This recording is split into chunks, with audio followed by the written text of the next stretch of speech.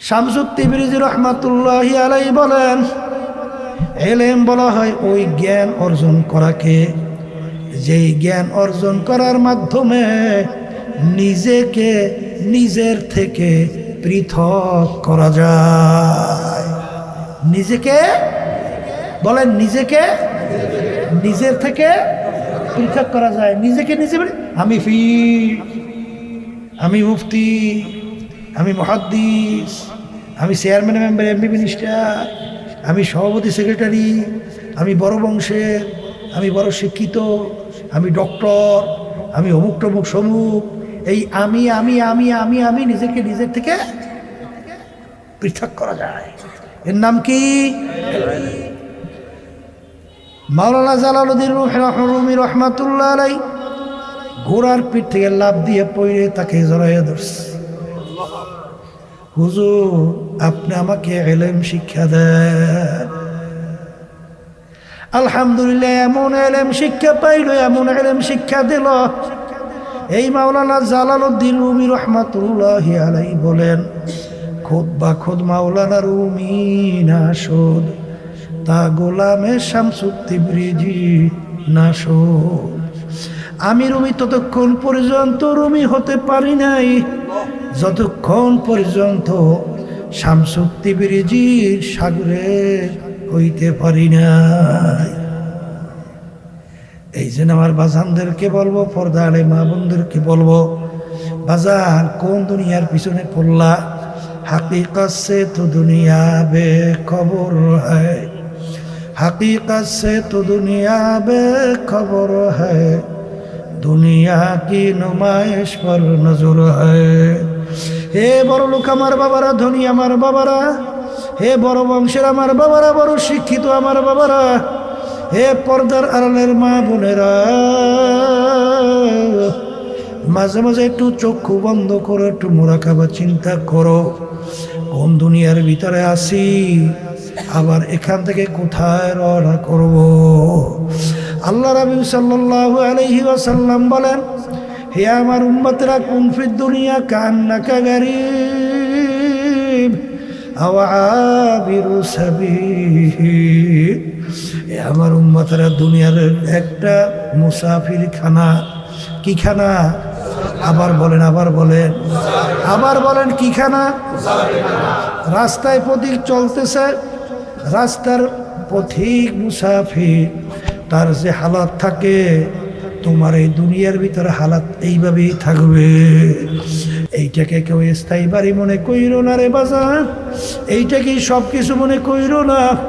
কারণ মনকে বুঝায় রে মন, আমরা কেউ ইচ্ছে করে দুনিয়া আসতে পারি নাই, ইচ্ছা করে কেউ থাকতেও পারবো না।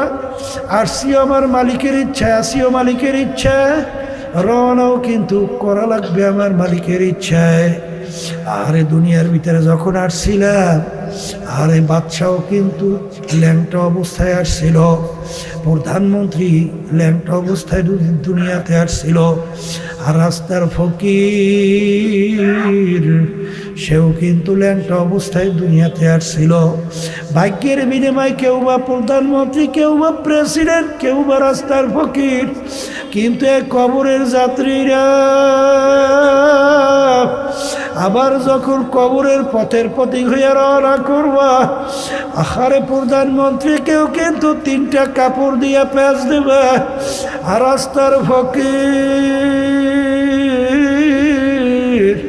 তাকেও কিন্তু 3টা কাপড় দিয়া প্যাঁচ দিবে। যখন ইমাম সাহেব জানাজা নামাজ পড়াবে, বাজার প্রধানমন্ত্রীর জন্য তাকবীর 4টাই দিবে, আর রাস্তার ফকির তার জন্য কিন্তু তাকবীর 4টাই দিবে। কবর যখন খুঁদবে, প্রধানমন্ত্রীর জন্য 3.5 হাত, ফকিরের জন্য 3.5 হাত। আসা একই অবস্থায়, যাওয়াও একই অবস্থায়। কবরের ভিতরে যখন প্রশ্ন করবে, মান রব্বুকা ওয়া মা দীনুকা ওয়া মান নাবিয়ুকা, তিন প্রশ্ন, প্রধানমন্ত্রীর জন্য তিন প্রশ্ন, আর রাস্তার ফকিরের জন্য কিন্তু তিন প্রশ্ন। আগে আসা একই অবস্থায়, রওয়ানাও কিন্তু একই অবস্থায়। ভাগ্যের বিনিময়ে কেউ বা বর্মেয়া, কেউ বা রাস্তার ফকির। ঠিক এক কবরের যাত্রীরা কিয়ামতের ময়দানে ঈমান এবং নেক আমলের উপরে ভিত্তি কইরা কোন রাস্তার ফকির আল্লাহর ফজল করবে, সে হইয়া উঠবে বাদশাহ। আর অনেক বাদশাহ কিয়ামতের ময়দানে হইয়া উঠবে ফকির।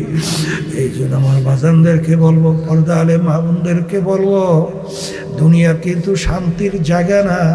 কেউ কোনোদিন শান্তি পায় নাই, কেউ কোনোদিন পাবে না।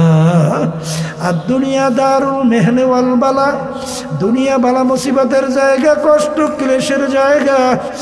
এই রৌদ্র গরমের দিনে সহ্য হয় না, শীতের দিনে ঠান্ডা সহ্য হয় না।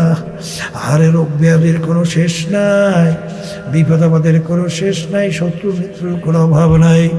বাজান ছেলে কথা শুনতে চায় না, মেয়ে কথা শুনতে চায় না, স্ত্রী ঠিক মতো শুনতে চায় না, স্বামী ঠিক মতো কথা শোনে না, নিয়ম অনুযায়ী চলে না। শান্তি কোথাও নাই, আসলে অশান্তিতে ভরা। কোনোদিন কেউ পায় নাই, কেউ কোনোদিন পাবে না। এ কবরের যাত্রীরা শান্তি যদি চাও, আমার মালিকের কাছে বেহেশতের শান্তি চাও, কারণ ওই শান্তির ভিতরে কোনো ভেজাল নাই। আর অশান্তির কিয়ামতের ময়দানে তার ভিতরেও কোনো ভেজাল নাই।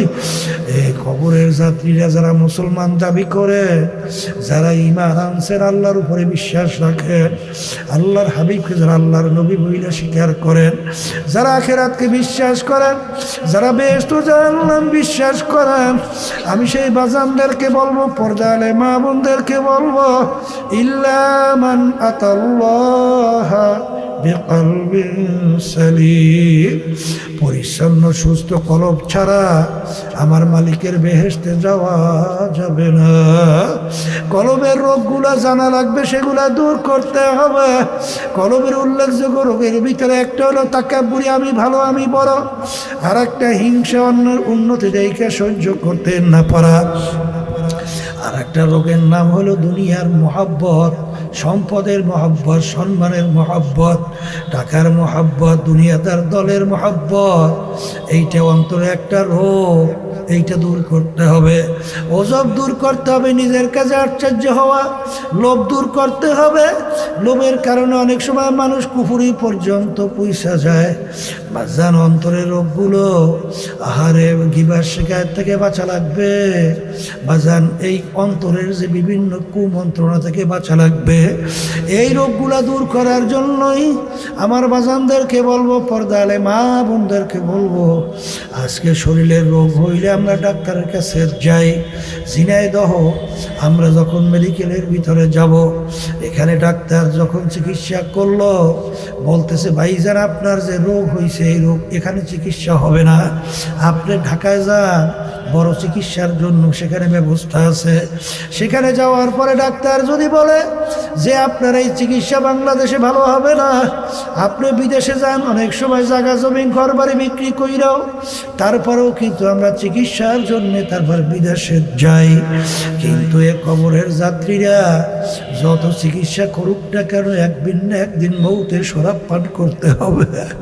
কিন্তু এ কবরের যাত্রীরা, আমার মালিক বলেন, ইল্লা মান আতাল্লাহ বিকলবিন সালিম, কলবের রোগ নিয়ে যদি আমার কাছে আসো, ওই হসপিটাল বানায় রাখছি, তার নাম হলো জাহান্নাম। আল্লাহ আপনি আমাকে আমাদের সবাইকে মাফ করে দিয়ে। এ আল্লাহর বান্দারা, পর্দা আলে মা বোনেরা, কোনো দলাদলি বুঝি না, কোনো পীর মুরিদি বুঝি না। বাজার চরমুনাইতে যারা আসেন, যাওয়া আসা করেন, বাজারে এই চরমনাই তরিকা চিস্তিয়া সাবিরিয়া 5টা ঔষধ আল্লাহর কুতুবেরা আপনার আমার জন্য রেখে গেছে এই কলমের রোগ দূর হওয়ার জন্যে। বাজান 1 নম্বর সকাল সন্ধ্যা আল্লাহর জিকির করা লাগবে, 2 নম্বর আল্লাহর ওলিদের কিতাব পড়া লাগবে, 3 নম্বর সপ্তাহে তালিম হালকায় যাওয়া লাগবে, 4 নম্বর মাসকে ইস্তেমায় কষ্ট করে সব বুঝাই দিয়ে থাকা লাগবে, 5 নম্বরে চরমনাইতে বছরে 2 বার মাহফিল হয়। ব্যাটারি চার্জের জন্য বিনা ওজোরে কামাই দেওয়া যাবে না। এ আল্লাহর বান্দারা চরমনাই তরিকার এই ঔষধ পালন কইরা পরীক্ষা কইরা দেখো, যদি বাজান পরিষ্কারভাবে বলছি, যদি নিয়ম অনুযায়ী আদায় করার পরে যদি তোমাদের কলবের রোগ পরিবর্তন আসে না, এক কথায় আগে তুমি যেই গুণাগুলো করতা এখনো সেই গুণাগুলোই করতেছ, গুনার থেকে ফেরতে পারো না। তোমাদের ন্যাকের দিকে ন্যাক আমলের দিকে ঝোঁকে না। আগে চোখে পানি আসতো না, এখনো চোখে পানি আসে না। আগে কলম নরম হয় নাই, এখনো কলম নরম হয় নাই। তাইলে বুঝতে হবে চরমনাই আমাদের এই ডাক্তারি প্রেসক্রিপশন অনুযায়ী বাজান কাজ হবে না। বাজান চরমনাই থেকে অন্যত্র কোথায় কোনো হক্কানি আলেম, হক্কানি পীর বুজুর্গ, হক্কানি কোনো সিলসিলার সাথে জড়াইয়া তারপর হয়ে চিকিৎসা করো, কলবের চিকিৎসা করো, তারপর দুনিয়া থেকে বিদায় নিয়ে কবরে যাও।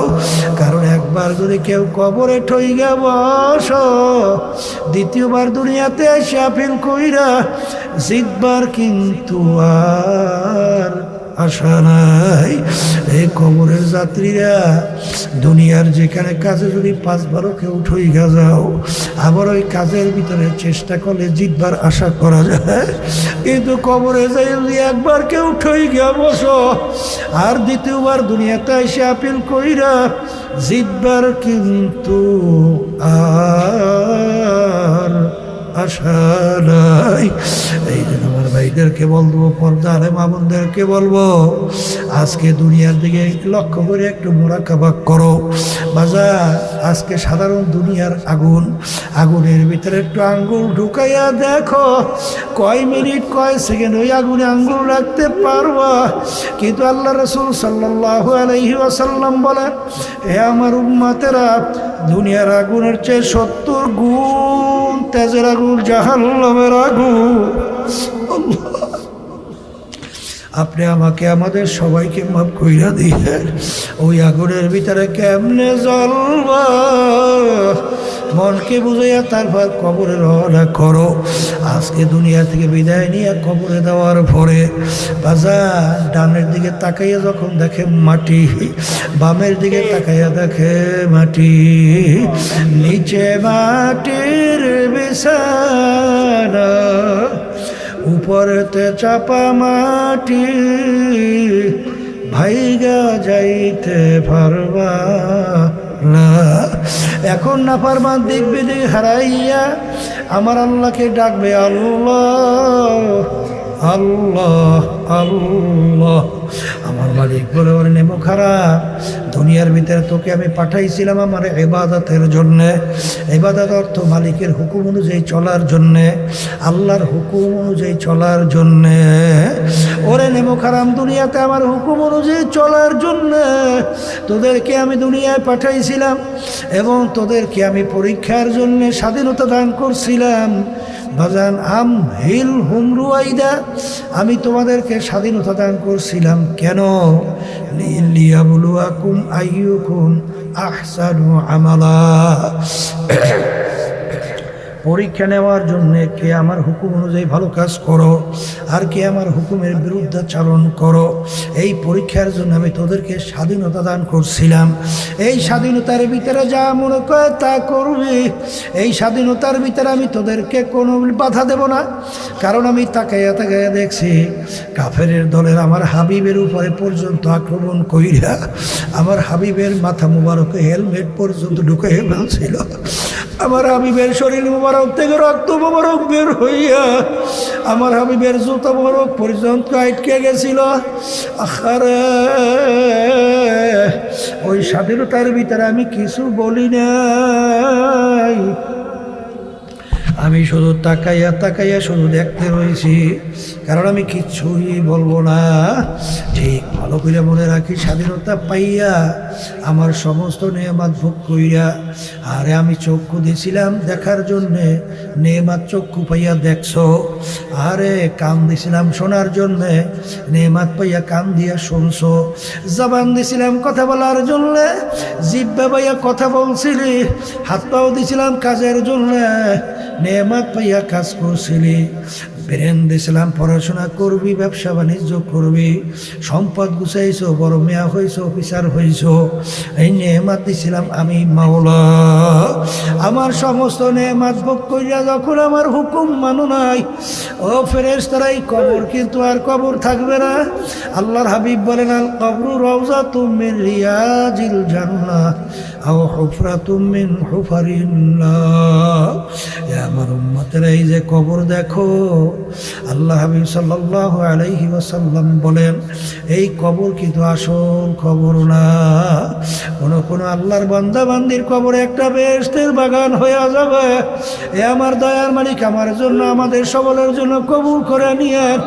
আল্লাহর হাবিব বলেন, যারা ঠিক মতো প্রশ্নের উত্তর কবরও দিতে পারবে না, আরে তাদের কবর এই কবর থাকবে না, তাদের কবর জাহান্নামের আগুন এসে ভইরা যাবে। আল্লাহ আপনি আমাকে আমাদের সবাইকে মাফ করে দিও।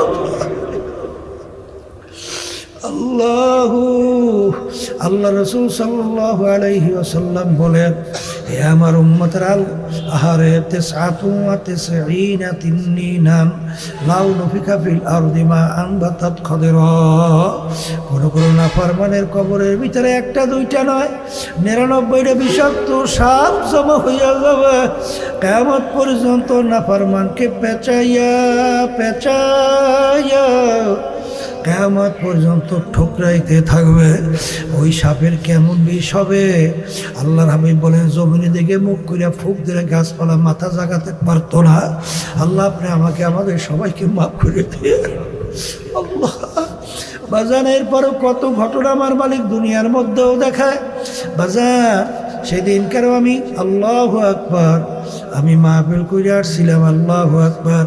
সেখানে দায়িত্বশীলরা বলতেছে, হুজুর এই হিজলার মধ্যে হুজুর চরমনে এক মুজাই ছিল, চরমনায় তরিকার খুব পাগল ছিল, সবসময় মাওলার জিকির করতো। হুজুর কয়েক বছর পর যখন তার কবর ভেঙে গেল, দেখি হুজুর একেবারে কবর কাপড়ের কাপড় সহ লাশ তাজা পইলা রয়েছে। তখন বাজান সেই কবরের সামনে দাঁড়াইয়া জিয়ারত করিয়া সেদিনকে আসলাম। কুড়িগ্রাম গেছিলাম, চরমনায় মুজাহিদ ছিল।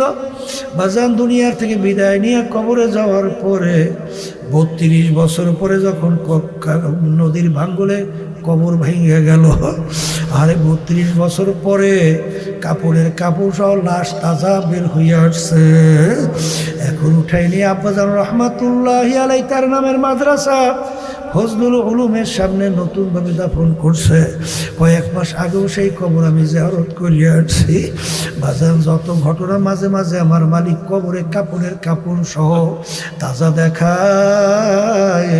নেককার পরহেজগার আল্লাহওয়ালা ছাড়া দেখা যায় না। আবার কত কবরে আগুন দেখা যায়, সাপ দেখা যায়, কত নাফরমানের চেহারা শুয়ারের চেহারা হইয়া পইরা আছে। কত দুর্ঘটনা বাংলাদেশে আমাদের অনেক জানা খবর নিয়ে দেখছি, যত দুর্ঘটনা কবরের মাঝে মাঝে মালিক দেখায়। বাজান, হারে বেনমাজি হারামখোর, সুদখোর, ঘুষখোর, বেনমাজি, বেপরদায় চলন্যা, মিথ্যাবাজ, জালেম, বাজান বিভিন্ন দুর্নীতিবাজ ছাড়া কিন্তু দেখা যায় না।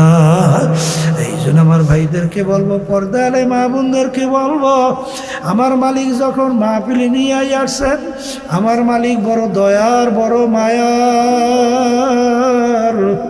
পাহাড় পরিমাণে যদি গুনাহ ভুলে চুকে হয়ে থাকে, আমার মালিকের দরবারে যদি দিলটাকে ভাইয়া 2 চোখের পানি ছাইরা যদি মালিকের দরবারে করুণ সুরে ডাক দাও, হে আমার দয়ার মালিক, নাফরমান তোমার দরবারে হাজির, আমার জীবনের গুনাহ খাতা মাফ কইরা দাও। ডাক দিতে দেরি আমার মালিক তোমাকে আমাকে মাফ করতে দেরি করবে না। এই জন্য আমার ভাইদেরকে বলবো, পর্দারে মা বোনদেরকে বলবো, অনেকে আশায় বৈশা বৈশা দিন রাত্র কাটাই, অনেক বাঁচবো, অনেক কিছু করব, কিন্তু নিঃশ্বাসের কিন্তু বিশ্বাস নাই। কখন কার কোন সময় কিভাবে ডাক আসবে তোমারও জানা নাই, আমারও জানা নাই। মালিক যখন মাহফিলে নিয়ে আসছেন, মালিকের কাছে মাপ চাও, তাওবা করো। আবাজা তাওবাতুন নাসুহা, খালেস তাওবা করে মাওলার কাছে মাপ চাও। আমার মালিক বড় দয়ার, বড় মায়া।